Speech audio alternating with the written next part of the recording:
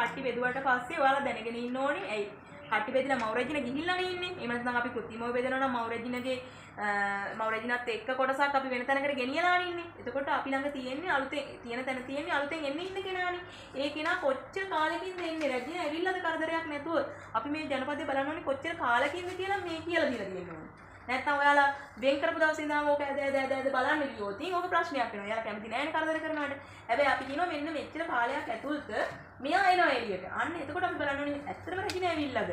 එතකොට අපි රජිනව චෙක් කරනවා. ඊට පස්සේ එයා මේ පියාසරේට ගිහිල්ලා බිත්තර දාන එක පටන් අරන්ද.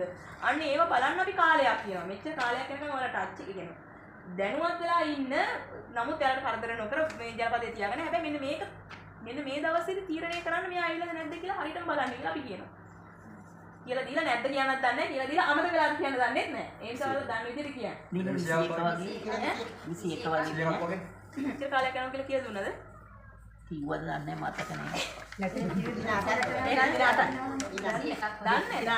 දන්නේ.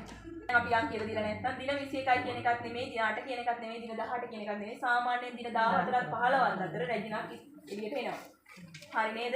එතකොට අපි කියනවා කට්ටි බෙදීමකට ලක් කරලා සාමාන්‍යයෙන් 10 වෙනි දවස් 10 11 12 13 14 ඔය අතරත එන්න පුළුවන්. අපි කියන්නේ රැජින කෝෂ ගහනවා කියලා රැජින කෝෂ දැකලා දිනා ඉන්නවද? සමහර දැකලා නැණි. වදේ තියෙනවනේ. ඒ වදේ මේ යට කොටසේ පොඩි ක්ලිප් එකක් වගේ මෙහෙම ගහලා තියෙනවා. ඒකට මම කියලා දුන්නා පිරිමැස් එනකොට කොහමද මේ තියෙන්නේ? ගැහණු මැස් එනකොට කොහමද කියලා දුන්නා. ඒකට රැජිනක් එන ඒවා තියෙන්නේ මේ පොඩි ක්ලිප් වගේ. ඒ කියන්නේ මෙන්න මේ වගේ හැටි.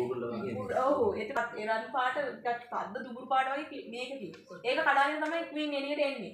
ඒතර අපි බලනකොට රැජින කෝෂ ගහන්න පටන් අරන් කියලා අඳුර ගන්න පුළුවන්. ඊට පස්සේ ඒක වහලා දිනනකොට රැජින දැන් ඇතුලේ වර්ධනය වෙමින් ඉන්නවා. ඒක එළියට ඇවිල්ලාද කියලා බලා ගන්න පුළුවන්. අර සෙල් එක කපලා එයා එළියට ඇවිල්ලා තියෙනවා. පැත්තෙන් කපලා එන්න පුළුවන්. අර ක්ලිප් එක කඩාගෙන එන්න පුළුවන්. අඩිය ලෑල්ලේ ක්ලිප් පැටලා තියෙනවා කියන්නේ රැජින ඇවිල්ලා.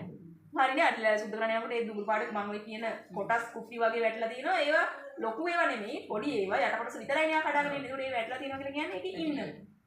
හරිද?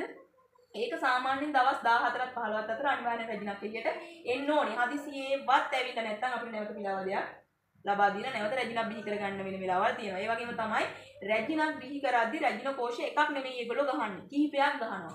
අපි වල කියනවා ඉමර්ජන්සි සේල්ස් කියලා. ඒ කියන්නේ හදිසි අවශ්‍යතාවයකදී රැජිනට ඩැමේජ් එකක් වුණොත් එකම කෙනෙක් විතර බිහි කළා හරියන්නේ නැහැ. තව කෙනෙක් ඕන කියලා එයාලා 3-4ක් ගහන්න පුළුවන්. විශේෂ අවස්ථාවල ඒක මේ වැඩ කරනසියන් විසින් එදේ කරනවා. ඒක සමානලාට පියාසරේට ගිහිල්ලා එයාට ආපහු වෙන්න බැරි වුණා. හදිසි වරදයක් වුණා. කුරුල්ලෙක් අල්ලගෙන කෑවා. රැජින. ඒකට ඉවරයි අපේ ජනපදේ. ඒ වගේ හින්දා අපි කොටස් දෙකකට කඩනවා කියලා හිතුවත් සමහරලාට අපිට රැජින කෝෂ ඉවත් කරන්න වෙන වෙලාවලුත් තියෙනවා. ඒ කියන්නේ 7-8ක්ම හොඳ මේවා තියෙනවා. ඒකට ඒ කියන්නේ රැජිනලා 7-8ක් එනවා කියන්නේ මොකද්ද වෙන්නේ? ජනපදේ කොටස් 6-7කට චූටි විදිහට කැඩලා යන්න පුළුවන්.